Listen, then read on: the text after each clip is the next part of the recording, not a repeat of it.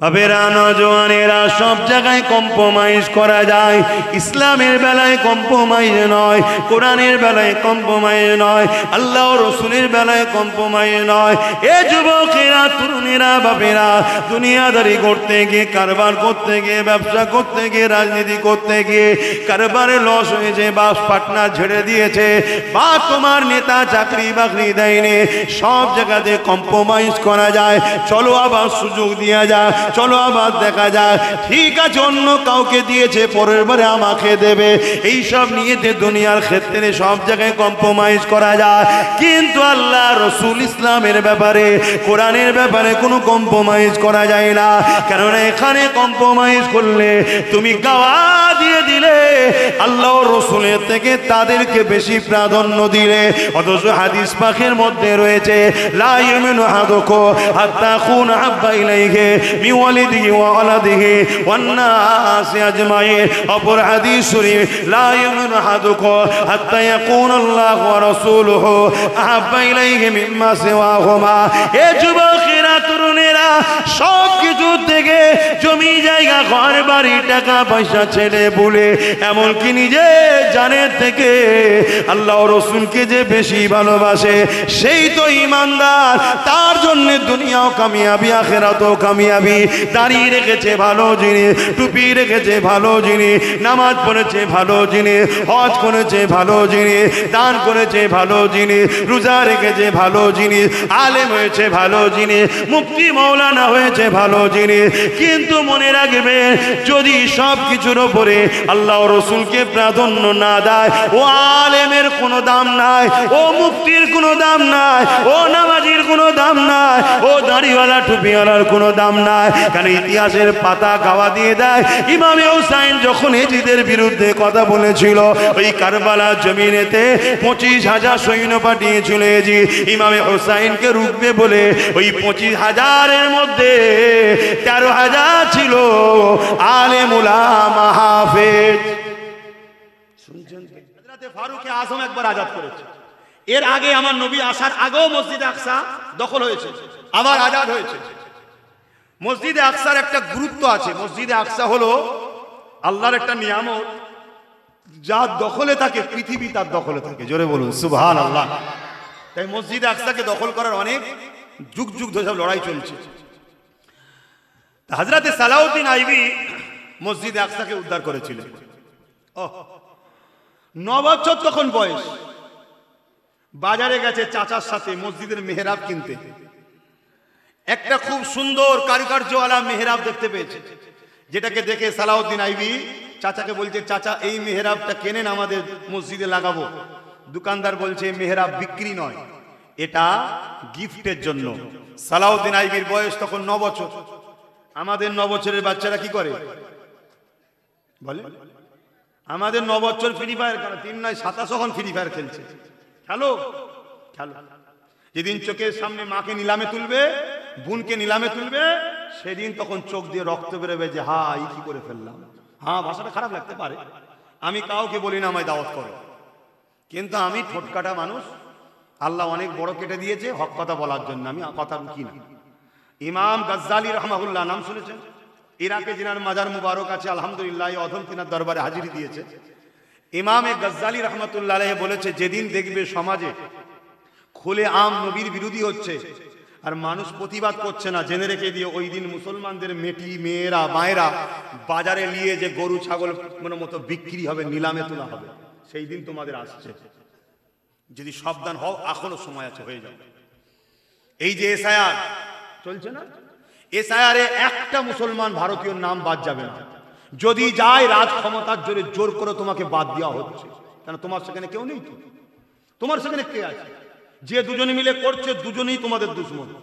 ও ওখান থেকে ভড়কাচ্ছে, বলছে আমি আছি, কিন্তু সব খরচই করছে, সব কি বলে অফিসার এ সহযোগিতা করছে। এতদিন বলছিল এসআর করতে দেবো না, আমি মরে বেঁচে থাকতে করতে দেবো না, টাটকা বেঁচে আছে, এসআর হচ্ছে। এখন কি বলছে? এখন বলছে যতক্ষণ না সবার ফর্ম ফিল আপ হয়, আমি ফিল আপ করবো না। তার মানে সবাইকে ফিল আপ করা হবে। কথা শুনছেন তো নাকি? ও আল্লাহ, কোন কথা বলবো, সারা গায়ে ঘা, কত জায়গায় মলম লাগাবো। তো যাক, সালাউদ্দিন আইবি হুজুরের কথা বলি। সালাউদ্দিন আইবি হুজুর 9 বছর বয়সে যখনই বললো যে এটা ফ্রি গিফটের, বললো আমাকে দেন, আমি মসজিদে লাগাবো। দোকানদার বলছে এটা মসজিদে আকসাই যে লাগাবে, বাইতুল মুকাদ্দাস, তার জন্য এটা রাখা হয়েছে গিফটের। তখন সালাউদ্দিন আইবি 9 বছরের বাচ্চা কি বলছে, কোন কিতাবে 7 বছর বয়স, আমি বড়টাই ধরছি 9 বছর, কি বলছে, যত্ন করে রাখেন, ইনশাআল্লাহ আমি সালাউদ্দিন গিয়ে লাগাবো। জোরে বলুন সুবহানাল্লাহ। একটা বাচ্চার প্রতিভা দেখুন। আর আজকে যখন আমি আব্বাস বুঝাচ্ছি, হে আমার জাতি কম, আমি হুজুর, ইনারা ইমাম, আমরা না হয় ডাইরেক্ট নেতা মন্ত্রীর পদে দাঁড়ালাম না, কমসে কম তোদেরকে বুঝাচ্ছি চেয়ারের একটা পায়া দখল কর। তখন এ জাতি বলছে আমরা পারবো, আমরা পারবো। মানে সে হাতি বাজার থেকে কিনে এনেছে, পায়ে শিকল বেঁধে রেখে দিয়েছে, বাচ্চা দিত, শিকল টেনেছে, খোলেন, পরের দিন টানছে, খোলেন, 1 মাস টানছে, খোলেন, 1 বছর টেনেছে, খোলেন। ও হাতি পা টানা বন্ধ করে দিয়েছে, এখন জন হয়ে গেছে, ওর মেন্টালিটিতে ঢুকে গেছে খুলবে না। কিন্তু এখন টানলে খুলবে না, খুলবে না, জোরে বলুন। কিন্তু গোলামি শিকল এত মারাত্মক জিনিস, ওর মেন্টালিটিতে বসে গেছে আমি গোলাম, আমি খুলতে পারবো না। এ আমার কম, তোমাদের মেন্টালিটিতেও বসে গেছে যে আমাদের জন্য নেতা মন্ত্রী হওয়া কাজ নয়, শুধু উড়া হবে, আমরা চামচাগিরি করব, এটা আমাদের কাজ। শোনো, যে ঘোড়া এত জোরে ছোটে, ওই ঘোড়াকেই কিন্তু দেখবে একটা ধানের শীষের সঙ্গে দড়িটা শুধু পেঁচিয়ে দেয়, মাথা হ্যাট করে দাঁড়িয়ে থাকে। তোমাদের হাল সেটা হয়েছে। জাগো, ওঠো, রোকো, একটাই আওয়াজ তোলো, কারো পিছনে নয়, ভাগীদারিতে আমরা যাব, ভাগীদারিতে। যে আমাদের ভাগ দেবে, পার্টনারশিপ নেবে, তার সাথে আমরা দল করব, বাকি কাউকে চিনি না। কেউ আমার মামু নয়, কেউ আমার খালাও নয়, কেউ আমার ফুপা নয়, কেউ আমার ফুপুও নয়। 79 বছরদের সব বেটা আমাদেরকে লুটেছে, সবাই চিটিংবাজি করেছে। এই যে ওয়াকাফ, আজকে কেন্দ্র সরকার আইন করছে, এর আগে কি ওয়াকাফ ঝাড়া হয়নি? এর আগে কি ওয়াকাফ বিক্রি হয়নি? এর আগে সবাই মিলে আমার ওয়াকাফে মজা নিয়েছে, কোটি কোটি লক্ষ লক্ষ কোটি টাকা আমার ওয়াকাফে লুটে লুটে সবাই খেয়েছে। কেন্দ্র সরকার বসে দেখছে, আরে বাহ, মুসলমানদের এত জায়গা, ওই পুকুরের মাছ সবাই চুরি করে খায়, মুসলমানরা কিছু বলে না, তো চল পুরো পুকুরটাই চুরি করবো আমি। এ এখন পুরো পুকুর চুরি করতে নেমেছে, শুনছেন তো? এ এখন, অন্যরা কি করেছে, পুকুর বেঁচে মাছ চুরি করে খেত, ও কোনো মাছ চোর। আর কেন্দ্র সরকার পুরো পুকুর চুরি করতে নেমেছে, তাই আইন করেছে কি, এত ভয়ঙ্কর ভয়ঙ্কর তাদের সিস্টেম তৈরি করেছে যে আমাদের মসজিদ, আমাদের কবরস্থান, আমাদের ঈদগাহ সব বোলডুজার দিয়ে ভেঙে বড় বড় বড় বড় সব আদানি আম্বানির মতো কোম্পানিদের হাতে চলে যাবে। তাহলে এর বিরুদ্ধে লড়াইয়ের দরকার আছে না? না, জোরে বলেন। কিন্তু লড়াই করতে গেলেই তো সমস্যা হবে। যেই লড়াই করবেন কেউ বলবে দিল্লি চলে যাও, দিল্লি চলে যাও, বলবে না, বলবে না? হ্যাঁ, আমার একটা কথা খুব ভাইরাল হচ্ছে না, যে আব্বাস সিদ্দিকী বলেছে টিএমসি কে ভোট দেওয়া হারাম, শুনেছেন আপনারা? হ্যাঁ কি না বলছেন? কারা কারা শুনেছেন একটু হাত তুলে দেখান। বাবা, সব শুনে গেছে। শুনে গালিগালাজও করেছো তো নাকি আমাকে? এটা দিতে হয়তো গাল। আল উলামা ইহনাতুল কুফরুন, আলেম উলামাদেরকে যারা ইহনাত করে তারা কুফরি করে। ওই অবস্থায় যদি তওবা না করে, ওই অবস্থায় মারা গেলে সে চির জাহান্নামী হয়ে থাকবে। কথা বুঝে আসছে? আমি অ্যাকচুয়ালি কি বলেছিলাম, এইটুকু কথা বলেছি নাকি আরো বলেছি? কি গো, এসেছি যখন একটু বলে দিই নাকি, না ইখতিলাফ থেকে যাবে? হ্যাঁ, একটু বলে দিই কি বলছেন। আমি কিন্তু এরকম কথা বলিনি। অ্যাকচুয়ালি আমি বলেছি এর আগেও অনেক কথা আছে, পরেও অনেক কথা আছে, সবটা বাদ দিয়েছে। দিয়ে শুধু দিয়েছে কি, আব্বাস সিদ্দিকী বলছে যে দেখো শোনো, টিএমসি কে ভোট দিলে হারাম, সে পীর সাহেব হোক, পীরজাদা হোক, মুফতি হোক, মাওলানা হোক, যেই হোক, এরম বলেছে, তাই তো নাকি? এরম বক্তব্য দেখেছেন তো? হ্যাঁ, এইটুকু দিয়েছি। আচ্ছা বলুন তো, আল্লাহ রসুল বলছেন অন্যায় দেখলে হাত দিয়ে রোখো। আল্লাহ রসুল কি বলছেন? অন্যায় দেখলে হাত দিয়ে রোখো। যদি হাতে ক্ষমতা না থাকে, মুখ দিয়ে প্রতিবাদ করো। যদি মুখেও তোমার বলার প্রতিবাদ করার ক্ষমতা না থাকে, অন্তর থেকে ঘৃণা করো। এবং অন্তর থেকে ঘৃণা করার পর আল্লাহ রসুল বলছে, এই অন্তর থেকে ঘৃণা করাটা হলো সব থেকে দুর্বল ইমানের লক্ষণ। বুঝতে পারছেন? তাহলে 1 নম্বর ইমান কি? অন্যায় দেখলে হাত দিয়ে রুকা, যেটা সাহাবা হুজুররা করেছে। দ্বিতীয় নম্বরের ঈমান কি? মুখ দিয়ে প্রতিবাদ করা। 3 নম্বর ঈমান এবং শেষ স্তর ঈমানের অন্তর থেকে ঘৃণা করা। আজকে কেন্দ্র সরকার যে ওয়াকাফ কালা কানুন করছে, এটা নাই করছে না অন্যায় করছে? একটু বলবেন বলবেন বলবেন বলবেন। তাহলে রাসূলের হাদিস অনুযায়ী হাত দিয়ে রুখতে হবে না হবে না? যদি হাতে রুখতে না পারি, মুখ দিয়ে প্রতিবাদ। যদি মুখ দিয়ে প্রতিবাদ না করি, অন্তর থেকে বিজেপির এই কাজকে ঘৃণা করা দরকার আছে না না? তা না করে কোনো মুসলমান যদি বিজেপিকে ভোট দেয়, তার ঈমান আছে? কেন? তারপরে তার কোনো স্তর নেই। সব থেকে নিম্ন হচ্ছে ঘৃণা করে সরে যাওয়া। ও সরে যায়নি, তাকে ভোট দিয়েছে। তার মানে শক্তিশালী হও, মসজিদ মাদ্রাসা ভেঙে শেষ করো। তাহলে মসজিদ মাদ্রাসার দুশ্মন নয়? মসজিদ মাদ্রাসা যে দুশ্মন হয়, তার ঈমান থাকে? চলে আসেন। এইটা বলার পরে আমি বলেছি তাহলে ওকে ভোট দেওয়া হারাম। কথা মাথায় ঢুকছে? তারপরে আমি বলেছি আপনি মসজিদ মাদ্রাসা বাঁচাবার জন্য আন্দোলন করবেন, আর কেউ যদি বলে এখানে গুলোগুলি করলে আমি সব থেকে বড় দুশ্মন হব, দিল্লি চলে যাও, তাহলে সে মসজিদ মাদ্রাসার বন্ধু না দুশ্মন?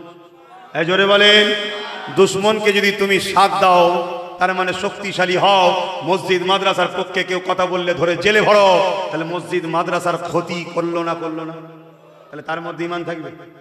সব থেকে বড় বিষয়, কেউ যদি বলে আমার উন্নতি শেষ হবে না, কোরআন শেষ হয়ে যাবে, সে কোরআনের বন্ধু না দুশ্মন? কোরআনকে যে শেষ হবার কথা বলে, তাকে তুমি ক্ষমতায় এনে কোরআন শেষ করতে যদি চাও, তোমার মধ্যে ঈমান থাকবে? এরপরও আমি বলেছি কি, যদি কেউ মনে করে যে এটা এর মিস্টেক হয়েছে, বলতে গেছিল এক করে ফেলেছে আর এক, তখন আমি বলছি তাহলে ক্ষমা চাইতে পারে। মুখ্যমন্ত্রী তো কি হয়েছে? মানুষ তো ভুল হতে পারে, আমি অস্বীকার করছি না, ভুল হতে পারে। কারণ আগের মুখ্যমন্ত্রী ভুল করেছিল, বারবার ক্ষমাও চেয়েছে, ক্ষমা চাইতে পারে। যদি ক্ষমা চেয়ে নেয়, তাহলে আমিও কথা উইড্রো করলো, ক্ষমা যখন চেয়েছে এ কথা আর বলবো না। শুনছেন না? শুনুন। আর ক্ষমা চাইবে না বলবে কোরআন শেষ হয়ে যাবে, ক্ষমা চাইবে না বলবে মসজিদ মাদ্রাসার কথা বাংলায় বলা যাবে না, দিল্লি চলে যাও, তাহলে আব্বাস সিদ্দিকী সব জায়গায় বলবে কেউ সাপোর্ট করা হারাম। যদি কেউ সাপোর্ট করে, তার ঈমান থাকবে না। শুনছেন না? হ্যাঁ, এতদিন এ কথা বলেনি, সাপোর্ট করেছে, আলাদা বিষয়। শুনছেন তো না? অনেকে ভাবতে পারে যে এতদিন, তাহলে অনেকে বলছে, অনেকে আবার কাঠি লাগাচ্ছে, অনেক মোল্লা কাঠি লাগাচ্ছে কি, তাহলে সবাই বেঈমান হয়ে গেল। ওরে মাথা মুটা, এতদিন বলেছিলই যে দিল্লি চলে যাও, এতদিন বলেছিল কোরআন শেষ হয়ে যাবে, তাহলে দুনিয়াদারি ক্ষেত্রে এসে নিজা রাজনীতি করেছে, আপনারা ভোট দিয়েছেন, আলাদা বিষয় ছিল। কিন্তু কেউ যখন ক্ষমতার জোরে আমার দিনকে মিটাতে চায়, তাকে সাপোর্ট করা হারাম। কথা বুঝে আসছে তো নাকি? এইটা আমার জাতিকে বুঝানোর আমার দায়িত্ব আছে না? না? তাহলে আমাকে কোটি কোটি মানুষ ভালোবাসে, আমি তাদের উদ্দেশ্যে বলেছি। এবারে আমার কথা লেবে আলহামদুলিল্লাহ, আর না লেবে মরে ভূত হয়ে জাহান্নামে যাবে, তো আমার হয়ে গেছে, আমার কি যায় আসে?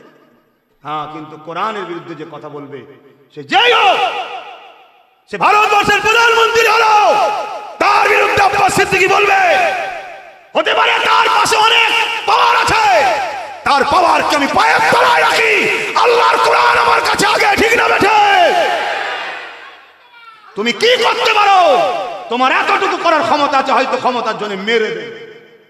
আরে মুস্তাফার গোলামরা মরণকে কখনো ভয় করে না, মরণ তাদের জন্য পুরস্কার, কবরে নবী দেখার জন্য। জোরে বলুন সুবহানাল্লাহ। অন্যায়কে অন্যায় বলতে হবে, নাইকে নাই বলতে হবে। আর আমার আলেম উলামা ইমাম ভাইদের বলবো, এখনো সময় আছে, নিজেদের মধ্যে সংগঠিত হন, ঐক্য হন। ইতিহাস বলছে যুগে যুগে একদল উলামাদের দ্বারাই জালিমরা কাজ নিয়েছে, কাজ মিটে যাওয়ার পরে তাদেরকে মেরেও দিয়েছে। শুনছেন তো নাকি? একদল উলামাদের দ্বারা জালিমরা কাজ নিয়েছে, লিবার পরে তাদেরকে মেরেও দিয়েছে। এখনো সময় আছে, কেউ তো কথা বলছে, কেউ তো লড়ছে, হাতে সংগঠিত হন, ঐক্যবদ্ধ হন। আর আপনাদের ঘরে বলি, আল্লাহর কাছে মুখ দেখাতে হবে। সব জায়গায় আমরা অর্থ ব্যয় করতে পারি, শুধু মসজিদের ইমামের বেলায় আমাদের কাছে পয়সা থাকে না, লজ্জাজনক জাতির জন্য। অথচ একটা গ্রামের সব থেকে সম্মানীয় ব্যক্তি যদি হয় ওই গ্রামের ইমাম, যে আল্লাহর ঘরের খাদেম, তার থেকে বড় সম্মানীয় আর কে আছে? যাকে ইক্তেদা করে 5 ওয়াক্ত নামাজ পড়েন আপনারা, সেই ইমামের বেলায় আজ আমার কম কতটা পিছিয়ে আছে দেখুন। একটা মসজিদ যত কমই হোক, 100টার উপরে ঘর থাকে। একটা মসজিদ যত কমই হোক, 100-র উপরে ঘর থাকে। প্রতিটা ঘর থেকে যদি যত কমই হোক মাসে 200 কোটি টাকা মসজিদে দিত, তাহলে ইমামের মাইনে হিসাবে 20,000 টাকা হয়ে যেত। কথা বুঝে আসছে না? নাই কিন্তু আজ আমরা সব জায়গায় পয়সা খরচ করেছি, ইমামের বেলায় করি না। এই উম্মত কেন জানি না আজকে এরকম হয়ে গেল যে এরা এদের ধর্মগুরুদের ঘরে ভিখারি দেখা পছন্দ করে, আর অথচ অন্য অন্য ধর্মের লোকেরা তাদের ধর্মগুরুরা জেট ফ্লাইটে করে যাচ্ছে। আমেরিকার পোপ তার নিজের ফ্লাইট আছে, সে যখন যায় তার পিছনে আরো 28টা ফ্লাইট যায়। আর উম্মতে মুহাম্মাদি তার ধর্মের যখন একজন কেউ স্কলার যাবে, সে বাসে করে যাকে কম চাই। তাহলে বলো যে তার কওমের উলামা, কওমের রহনুমা, কওমের যারা দিনের মেসেজ দেয়, তাদেরকে যে জাতি গরিব দেখা পছন্দ করে, যারা ভিখারি থাকে, তাহলে সমাজের উপরে আল্লাহর কি রহমত হবে? আমার কথা কি কষ্ট দিচ্ছে নাকি আপনাদের? কেন আমি আপনাদের এখানে মনে নতুন এলাম নাকি? তাহলে কষ্ট দিচ্ছি না তো? কষ্ট দিলে একটা আজকের দিনটা সহ্য করে নেন, আর আনবেন না, মিটে যাবে। আর আমি আসবো কোনো জায়গায়, আসালে জলসা করি না, তাহলে তো সব ভালো বলতাম, সব ভালো, সব ভালো, সব ভালো, সব ভালো, সব ভালো। যে আজকে আসেন সেও কালকে বলবো ওইটা গানই যাবে। কি বলবেন না বলবেন? আবেরা নওজওয়ানেরা সব জায়গায় কম্প্রোমাইজ করা যায়, ইসলামের বেলায় কম্প্রোমাইজ নয়, কোরআনের বেলায় কম্প্রোমাইজ নয়, আল্লাহ ও রাসূলের বেলায় কম্প্রোমাইজ নয়। এ যুবকেরা, তরুণেরা, বাপেরা, দুনিয়াদারি করতে গিয়ে, কারবার করতে গিয়ে, ব্যবসা করতে গিয়ে, রাজনীতি করতে গিয়ে কারবারে লস হয়েছে, বাস পার্টনার ছেড়ে দিয়েছে, বা তোমার নেতা চাকরি বাকরি দেয়নি, সব জায়গাতে কম্প্রোমাইজ করা যায়। চলো আবার সুযোগ দেওয়া যায়, চলো আবার দেখা যায়, ঠিক আছে অন্য কাউকে দিয়েছে, পরের বারে আমাকে দেবে, এইসব নিয়ে দুনিয়ার ক্ষেত্রে সব জায়গায় কম্প্রোমাইজ করা যায়। কিন্তু আল্লাহ রাসূল ইসলামের ব্যাপারে, কোরআনের ব্যাপারে কোনো কম্প্রোমাইজ করা যায় না। কেননা এখানে কম্প্রোমাইজ করলে তুমি গাওয়া দিয়ে দিলে, আল্লাহ রাসূলের থেকে তাদেরকে বেশি প্রাধান্য দিলে। অথচ হাদিস পাকের মধ্যে রয়েছে, লা ইউমিনু আহাদুকুম হাত্তা আকুনা হাব্বা ইলাইহি মিন ওয়ালিদিহি ওয়া ওয়ালাদিহি ওয়ান নাসি আজমাইন। অপর হাদিস শরীফ, লা ইউমিনু আহাদুকুম হাত্তা ইয়াকুনা আল্লাহু ওয়া রাসূলুহু আহাব্বা ইলাইহি মিম্মা সিওয়াহুমা। যুবকেরা, তরুণেরা, সব কিছু থেকে, জমি জায়গা, ঘর বাড়ি, টাকা পয়সা ছেড়ে বলে, এমনকি নিজে জানের থেকে আল্লাহ রাসূলকে যে বেশি ভালোবাসে, সেই তো ঈমানদার। তার জন্য দুনিয়াও কামিয়াবি, আখিরাতও কামিয়াবি। দাঁড়িয়ে রেখেছে ভালো জিনিস, টুপি রেখেছে ভালো জিনিস, নামাজ পড়েছে ভালো জিনিস, হজ করেছে ভালো জিনিস, দান করেছে ভালো জিনিস, রোজা রেখেছে ভালো জিনিস, আলেম হয়েছে ভালো জিনিস, মুফতি মাওলানা হয়েছে ভালো জিনিস। কিন্তু মনে রাখবে, যদি সব কিছুর উপরে আল্লাহ রাসূলকে প্রাধান্য না দেয়, ও আলেমের কোনো দাম নাই, ও মুফতির কোনো দাম নাই, ও নামাজির কোনো দাম নাই, ও দাড়িওয়ালা টুপিওয়ালার কোনো দাম নাই। কারণ ইতিহাসের পাতা গাওয়া দিয়ে দেয়, ইমামে হুসাইন যখন এজিদের বিরুদ্ধে কথা বলেছিল, ওই কারবালার জমিনেতে 25,000 সৈন্য পাঠিয়েছিল এজিদ ইমামে হুসাইনকে রুখবে বলে। ওই 25,000-এর মধ্যে 13,000 ছিল আলেম উলামা হাফেজ। শুনছেন? এজিদের দিক থেকে এসছে কত? 13,000 আলেম উলামা মুফতি হাফেজ। 13,000 25,000-এর মধ্যে। কি জন্যে? কিছু পয়সা, কিছু পদ, কিছু লোভ। এজিদের পক্ষে যে হুসাইন হুজুরের বিরুদ্ধে তরবাল তুলেছে। কারবালায় নামাজ হচ্ছে, হুজুর ইমাম, হুসাইন হুজুর ইমামতি করছে, নামাজ পড়ছে, আবার তরবালে বেরিয়ে পড়েছে। কেন? টাকা, পদ। কিছু বুঝতে পারছেন? হ্যাঁ। হযরত সালাউদ্দিন আইয়ুবী এইভাবে বড় হয়ে গেলেন। হুজুর আমার 12,000 সৈন্য নিয়ে রওনা দিয়ে দিলেন মসজিদ আকসাকে উদ্ধার করবে বলে। এইভাবে মসজিদ আকসার নিকটবর্তী জায়গায় গিয়ে একটা জায়গাতে তাবু ঘিরে ফেললেন। ওই তাবু ঘেরার পরে ওই জায়গাতে একটা গুপ্তচর পাঠিয়ে দিলেন, যান মসজিদ আকসা চতুর্দিকে খবরটা নিয়ে আসে। ওই গুপ্তচর চলে গেল, গিয়ে খবরটা দিতে লেগেছে, হ্যাঁ আমাদের সিপাহসালার হযরত সালাউদ্দিন আইয়ুবী 4 লক্ষ সেলিবিয়ারা উলঙ্গ তরোয়াল নিয়ে দাঁড়িয়ে রয়েছে, মসজিদে আকসাকে পাহারা দিচ্ছে, পুরো ঘিরে রেখেছে 4 লক্ষ সেলিবিয়া সৈন্য। আর সালাউদ্দিন আইয়ুবীর দিকে মাত্র 12,000। এ যুবকেরা, তুমি আমি হলে ওখান থেকে রাত্রিরেই হয়তো পালিয়ে যেতাম। সালাউদ্দিন আইয়ুবী তাহাজ্জুদ পড়লেন, ফজরের নামাজ পড়ে এনে হুজুর আমার বক্তব্য দিতে লাগলে 12,000 সৈন্য দাঁড়িয়ে রয়েছে।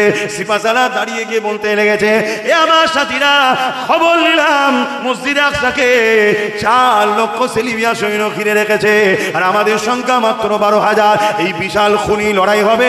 আমি তো তোমাদেরকে আজাদ করে দিলাম, যার ইচ্ছা যাবে ঘরে চলে যাও, যার ইচ্ছা যাবে আমার সঙ্গে থাকতে পারো। ওই সময় 12,000 সালাউদ্দিনের সৈন্য বলেছিল, এ আমাদের সিপাহসালা 4 লক্ষ কেন 40 লক্ষ যদি থাকে, পিছুবার কোনো জায়গা নাই, আল্লাহর ঘরকে উদ্ধার করেই ফিরবো। আরো জোরে বলুন সুবহান আল্লাহ। জিন্দাবাদ। কি বুঝছেন এটা কিসের জোরে হচ্ছে? ঈমান। ঈমান কি? নবীর প্রেম ও আদর, যেটা আমাদের মধ্যে খুবই দুর্বল, খুবই দুর্বল। আর নবীর প্রেম আদর কি? মান আহাব্বা সুন্নতি ফাকাদ আহাব্বানি, যারা আমার সুন্নতকে ভালোবাসলো তারা আমাকে ভালোবাসলো, যারা আমাকে ভালোবাসলো কানা মাই ফিল জান্নাহ, সে আমার সঙ্গে জান্নাতে যাবে। মুসলিম ঘরের যুবক 100টার মধ্যে 95টা নামাজ পড়েনি। বলো আমি ভুল বললাম? তাহলে এটা কত বড় অন্যায় করছে।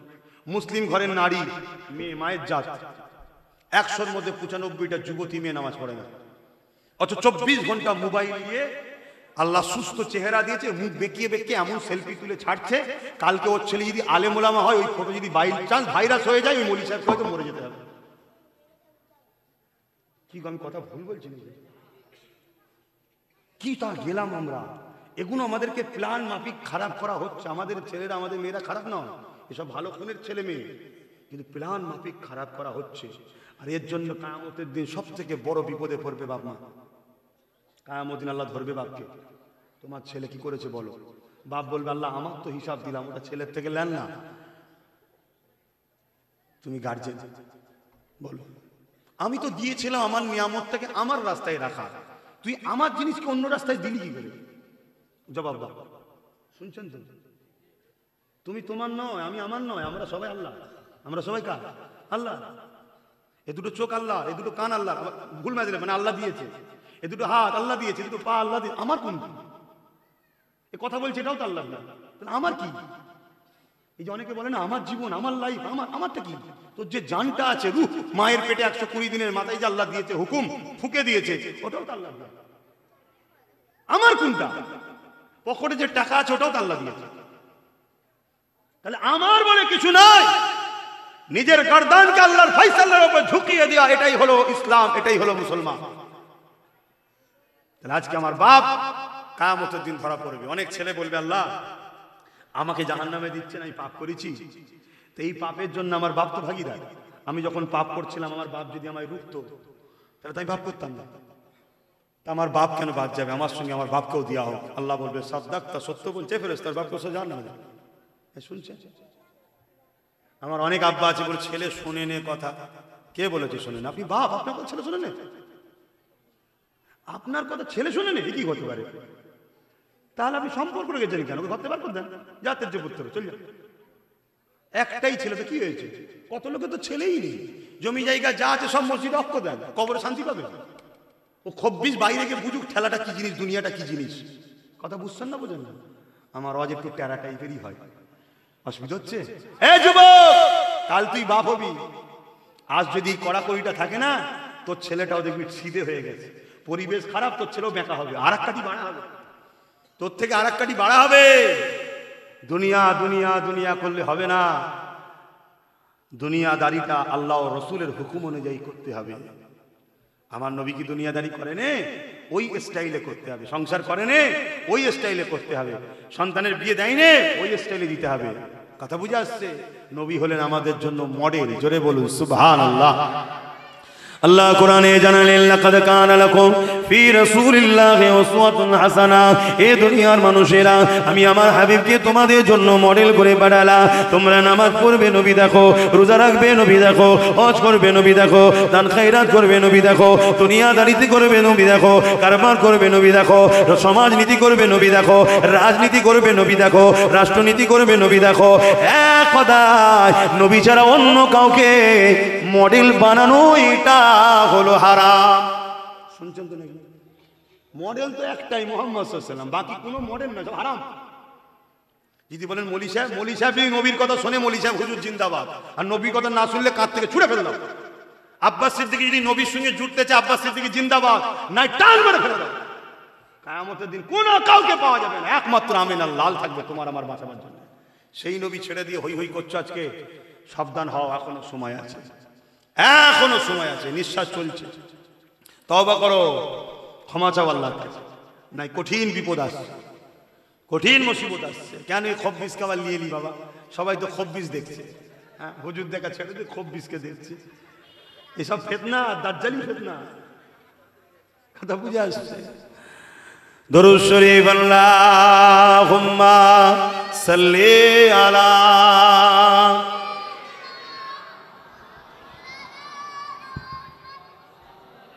ইন্না লিল্লাহ।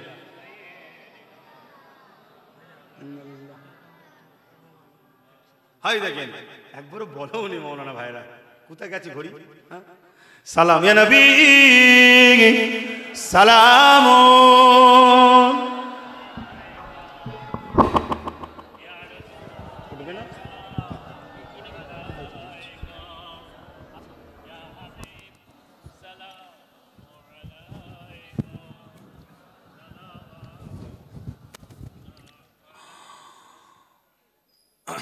দাঁড়িয়ে সালাম আমরা দিই, যদি কেউ বসে সালাম দেয় তাদের সঙ্গে আমাদের কোনো ঝগড়া নাই। শুনলেন? দাঁড়িয়ে সালাম আমরা দিই, যদি কেউ বসে সালাম দেয় তার সঙ্গে আমাদের কোনো ঝগড়া নাই। কিন্তু আমাদের দাঁড়ানোর যদি কেউ বিরোধী করে তার বিরুদ্ধে আমাদের ফতোয়া আছে। কিছু বুঝাতে পারলাম? আমরা দাঁড়িয়ে সালাম দিই, কেউ যদি বসে দেয় তার বিরুদ্ধে আমাদের কোনো ফতোয়া নাই। কিন্তু আমাদের দাঁড়ানোর যদি কেউ বিরোধী করে তার বিরুদ্ধে আমাদের ফতোয়া আছে। কেন? সে গোস্তাকে রসুল, বিয়াদবে রসুল, সে মুনাফিক, মুসলিম সে যে মুনাফিক। তোমার বসে মন গেছে বসে দাও না, আমি দাঁড়িয়ে দিই কেন? আমরা দাঁড়িয়ে দিই কেন? আল্লাহ কোরআনে দরুদের বেলায় বলেছে সাল্লু পড়ো, আর সালামের বেলায় বলেছে সাল্লিমু তাসলিমা। সব থেকে উত্তম ভক্তি, ভালোবাসা, আদবের সাথে দিবার মতো করে সালাম দাও। আল্লাহ কেন? দরুদ পড়লে নেকি হয়, ফারিস্তা লিখবে, সালাম দিলে নবীর জবাব দেয়, তাই দিবার মতো করে দে, আদবের সাথে দে। জোরে বলুন সুবহানাল্লাহ। আমরা দাঁড়িয়ে সালাম দিই কেন? বাবুল আদব কিতাবুল কিয়াম নবী পাককে সাহাবারা দাঁড়িয়ে দাঁড়িয়ে সালাম দিয়েছে। জোরে বলুন সুবহানাল্লাহ। আমরা দাঁড়িয়ে সালাম দিই কেন? এশিয়া মহাদেশে জিনাকে বাদ দিলে মুহাদ্দিসি আর হওয়া যাবে না। শাহ অলিউল্লাহ মুহাদ্দিস দেলবি রহমাতুল্লাহ আলাইহি তিনি নবী পাককে দাঁড়িয়ে সালাম দিয়েছে। জোরে বলুন সুবহানাল্লাহ। আসেন আমাদের মুজাদ্দিদ উলিল আমর শেখুল বাঙ্গাল আল্লামা সৈয়দনা আবু বকর সিদ্দিক ফুরফুরাবি আল কুরাইশি আওলাদে রসুল, তিনিও নবী পাককে দাঁড়িয়ে সালাম দিয়েছেন। জোরে বলুন সুবহানাল্লাহ। কিন্তু এরপরে আবার বলছি, কেউ যদি বসে সালাম দেয় তাদের বিরুদ্ধে আমাদের কোনো ফতোয়া নাই। কিন্তু আমাদের বিরোধী যদি কেউ করে তাহলে তার মধ্যে বিয়াদবি, গোস্তাকি রয়েছে, সে আদব করি তাই তার বুকে ব্যথা হচ্ছে, তখন কিন্তু ফতোয়া এসে যাবে। ইয়া নবী সালাম, ইয়া রাসূল, ইয়া হাবিব,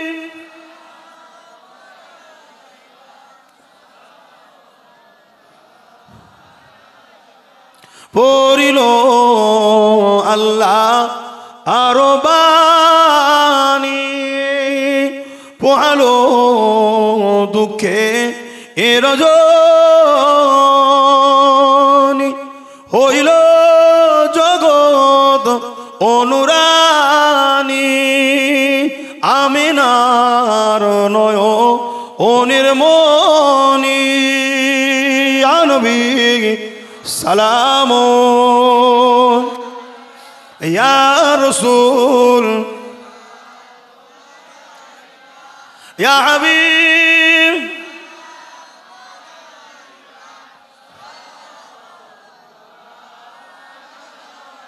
ইয়া নবী মদিনা হতে সব কিছুই পারে দেখিতে, মোদের লাশ কবরে এ রাখিলে লইবেন আপন করে, ইয়া নবী সালাম, ইয়া রাসূল ইয়া হাবিব সালাম সালাম। আলহামদুলিল্লাহ, আল্লাহ আমাদের সালাম কবুল করেন। নবীর দরবারেও আল্লাহ হাজিরি দিয়ে সালাম দেওয়ার তৌফিক দেন, বলুন আমিন। সালাউদ্দিন আইবি হুজুর 12,000 সৈন্য নিয়ে গিয়েছিল। 4 লক্ষর মোকাবেলায় সালাউদ্দিন আইবি শুধু বিজয় হয়েছে তা নয়, 4 লক্ষ পালাবার রাস্তাও পায়নি, জোরে বলুন সুবহানাল্লাহ। এবং তিনি ফিরে এসে সবাই আনন্দ করছে, সালাউদ্দিন আইবির মন মরা করে আছে। জিজ্ঞেস করা হচ্ছে, হুজুর মন খারাপ কেন? বলছে, প্রকাশ্য দুশ্মন 4 লাখ কেন 40 লাখ থাকলেও জিতা যায়। আমাদের ছদ্মবেশে কিছু দুশ্মন আছে, এগুলোকে যদি শেষ না করা যায় মসজিদে আকসা আবার চলে যাবে। আজকে সেই দেখুন সেই জিনিস ঘটছে। সালাউদ্দিন আইবি একটা গোয়েন্দা টিম তৈরি করলেন। ওই গোয়েন্দা টিমকে পাঠালো মসজিদে, মাদ্রাসায়, খানকায়, মক্তবে। 3000 আলেম উলামাকে কতল করেছে সালাউদ্দিন আইবি। যারা ছিল সুরাতে সকলে মুসলমান, ভেতরে ছিল তারা অমুসলিম ইহুদিদের এজেন্ট। কথা বুঝে আসছে? অতএব আজকের দিনেও এরকম রয়েছে, একটু সতর্ক হন। আসেন বসেন।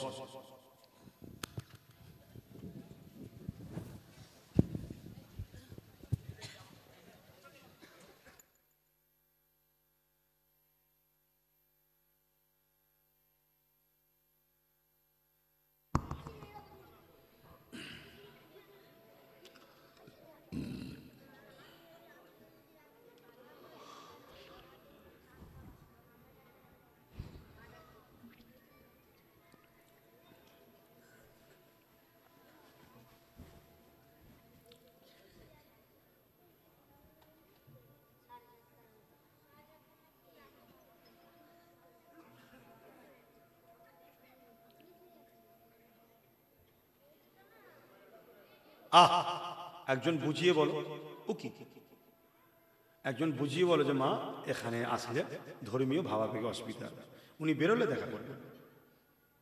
সব জিনিসের ভদ্রতা আছে।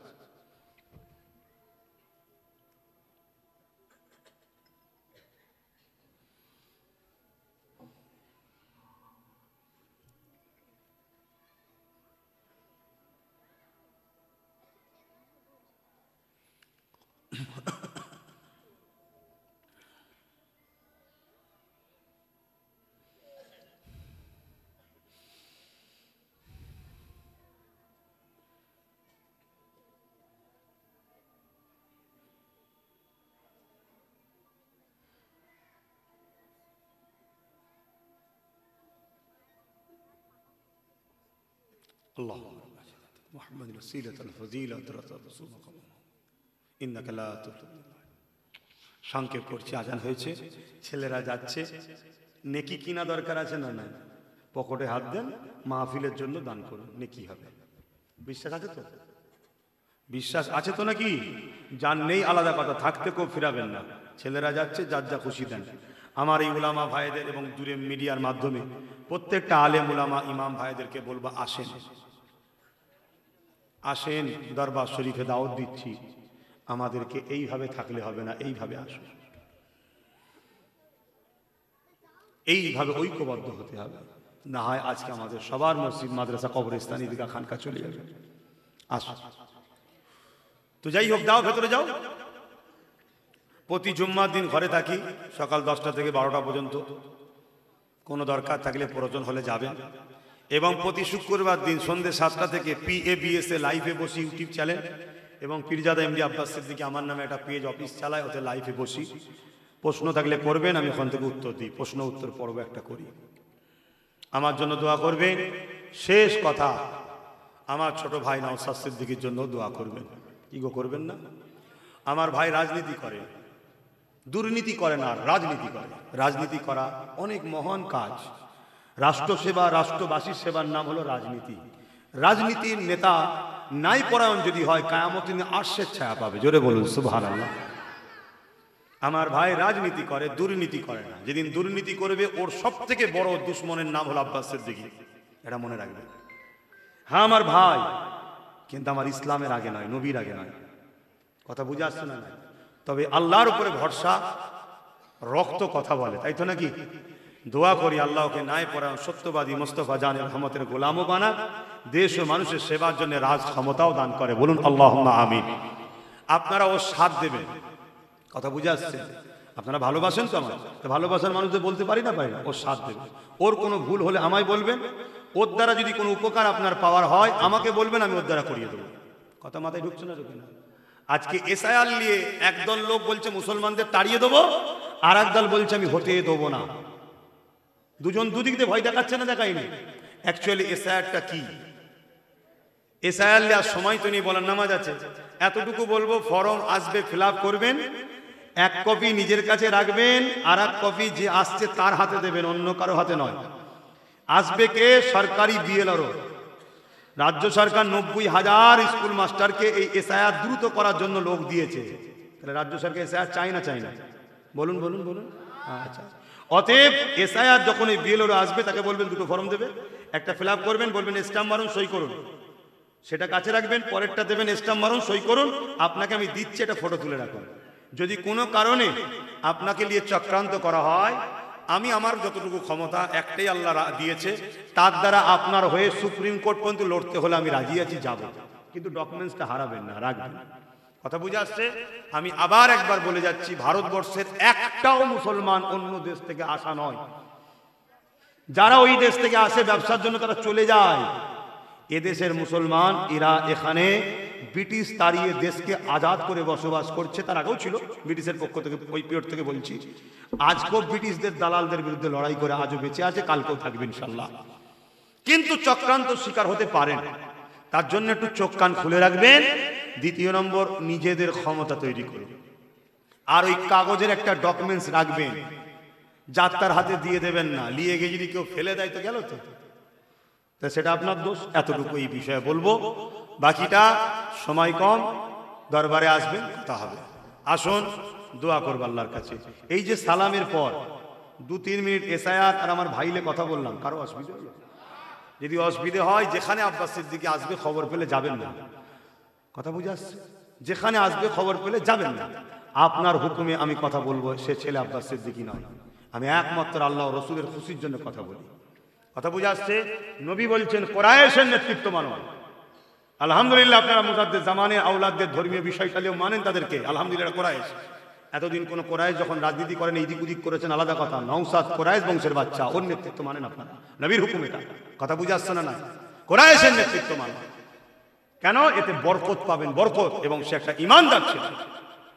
আজকে আখেরি জামানা, কি না চলছে আমার ধর্মটাকে নিয়ে। তোরা রাজনীতি করছিস, বাবা রাজনীতি করবে যা, ক্ষমতার জোরে আমাদেরকে প্রসাদ খাইয়ে কাফের বানাচ্ছিস। করেছে না করেন?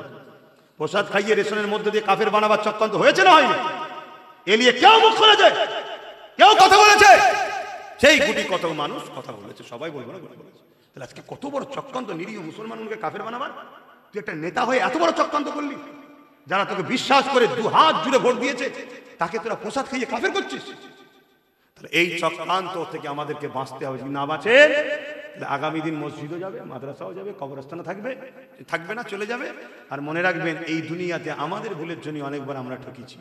হালাকু খান বলে একটা নেতা এসেছিল, মুসলমানদের এই কল্লাগুলোকে কেটেছে, শুনছেন? কেটে বড় বড় রাজপ্রাসাদ তৈরি করেছে। আমাদের ভুলের জন্য আমরা মরেছি। কথা শেষ। আস্তাগফিরুল্লাহ রাব্বি মিন কুল্লি যামবিন ওয়া আতুবু ইলাইহি। আশহাদু আল্লা ইলাহা ইল্লাল্লাহু ওয়াহদাহু লা শারীকা লাহু।